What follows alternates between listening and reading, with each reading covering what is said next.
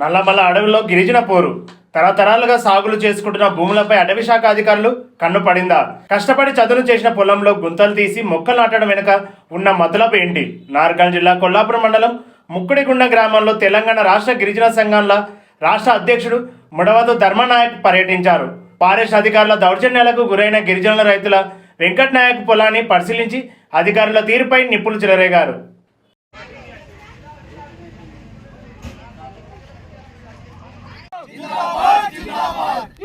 గిరిజనులకు ప్రతి ఒక్కరికి 10 ఎకరాల పట్టా ఇవ్వాలి. గిరిజనులకు 10 ఎకరాల వరకు పట్టా ఇవ్వాలి. పోడు భూములకు పట్టాలు ఇవ్వాలి. పోడు భూములకు పట్టాలు ఆపాలే. ఫారెస్టుల దాడులు ఆపాలే. ఫారెస్టుల దాడులు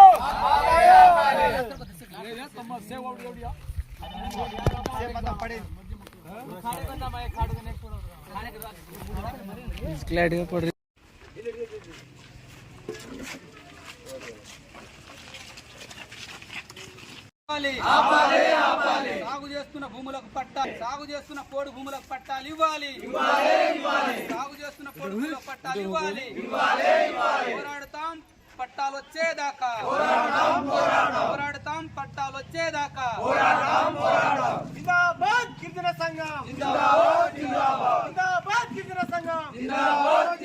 పోడు భూముల రైతులంతా కూడా భూమిలో వెళ్ళి ఎక్కడ భూమి సాగు చేస్తున్న గిరిజనుల భూములన్నిటి కూడా పరిశీలించడం జరిగింది.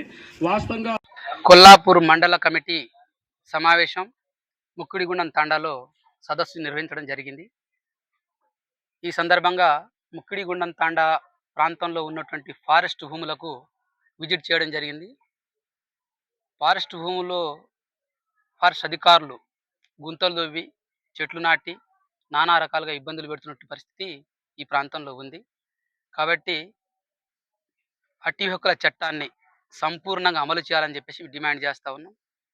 ఇప్పటికీ 70 మంది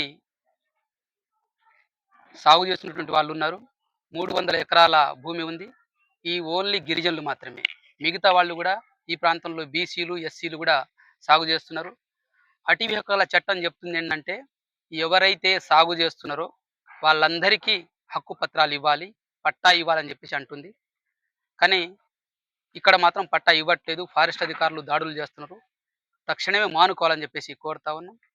పట్టా ఇచ్చిన తర్వాత ఆ భూములకి బోర్లు వేయాలి, కరెంట్ ఇవ్వాలి, విత్తనాలు ఇవ్వాలి, ఎరువులు పురుగుల మందులు కూడా ప్రభుత్వమే సరఫరా చేయాలి. ఆ విత్తనాలు సరఫరా చేసిన తర్వాత పంట పండినటువంటి పంటకి గిట్టుబాటు ధర కూడా గవర్నమెంట్ ఇవ్వాలని చెప్పేసి చట్టం చెప్తుంది, అటవీ హక్కుల చట్టం. కానీ అటువంటి చట్టాన్ని ఈరోజు నీరుగార్చే పరిస్థితి ఫారెస్ట్ అధికారులు చేస్తున్నారు. కాబట్టి ఈ ప్రాంతంలో ఉన్నటువంటి కలెక్టరు ఈ ప్రాంతాన్ని సందర్శించి తక్షణమే 2వ దఫాగా సాగు చేస్తున్నటువంటి భూములకు పట్టాలు ఇవ్వాలని చెప్పేసి డిమాండ్ చేస్తూ ఉన్నాం. గతంలో ఉపాధి హామీ చట్టం కూడా అమలవుతుంది. కానీ గతంలో ఉన్నటువంటి ఉపాధి హామీ చట్టాన్ని నీరుగార్చే పద్ధతిలో ఈరోజు బీజేపీ ప్రభుత్వం చేస్తూ ఉంది. మేము డిమాండ్ చేస్తూ ఉన్నాం. గిరిజనులకు 200 రోజులు పని కల్పించాలని చెప్పేసి డిమాండ్ చేస్తూ ఉన్నాం. 900 రూపాయలు కూలీ ఇవ్వాలని చెప్పేసి అంటున్నాం. ఎవరైతే కూలీ పనులు చేసే దగ్గర ఏరియా దగ్గర ఎవరైతే వెళ్తారో వాళ్ళకు అన్ని రకాల సౌకర్యాలు కల్పించాలి. మెడిసిన్స్ కూడా ఇవ్వాలి. పరికరాలు పారా కానీ గడ్డ పారా కానీ ఇతర పరికరాలు ఇవ్వాలని చెప్పేసి అంటున్నాం. కాబట్టి దేశం మొత్తంగా ఉపాధి హామీ చట్టానికి 300 కోట్లు కేటాయించాలి. కానీ ఈరోజు బీజేపీ ప్రభుత్వం కేవలం 90,000 కోట్లు కేటాయించి చేతులు దులుపుకునే పరిస్థితి ఉంది. మరో పక్కన మాత్రం నేను 125 రోజులు పని దినాలు కల్పిస్తున్నానని చెప్పేసి ప్రగల్భాలు కలుపుతుంది. కాబట్టి తక్షణమే ఉపాధి హామీ చట్టాన్ని 200 రోజులు కల్పిస్తూ 300 కోట్లు విడుదల చేయాలని చెప్పేసి డిమాండ్ చేస్తూ ఉన్నాం. ఎక్కున్నాయి ఈ తండాలకి భూములు ఉన్నాయి. ఈ భూములకి ఎత్తిపోతల పథకం కింద లేకుంటే లిఫ్ట్ ఇరిగేషన్ ద్వారా ప్రతి ఎకరాకి నీళ్లు ఇవ్వాలని చెప్పేసి డిమాండ్ చేస్తా ఉన్నాం. ఈ ప్రాంతంలో ఉన్న నీళ్ళంతా కల్లకుర్తి ఇతర ప్రాంతాలకు తీసుకెళ్తున్నారు. కాబట్టి మొదటగా ఇక్కడ నీళ్లు ఇచ్చిన తర్వాతనే మిగతా ప్రాంతానికి తీసుకెళ్లాలని చెప్పేసి కోరుతా ఉన్నాం. అదే కాదు చాలా తండాలకు రోడ్లు సరిగా లేవు. ఆ రోడ్లు వేయాలని చెప్పేసి ఈ సదస్సు సందర్భంగా డిమాండ్ చేస్తున్నాం.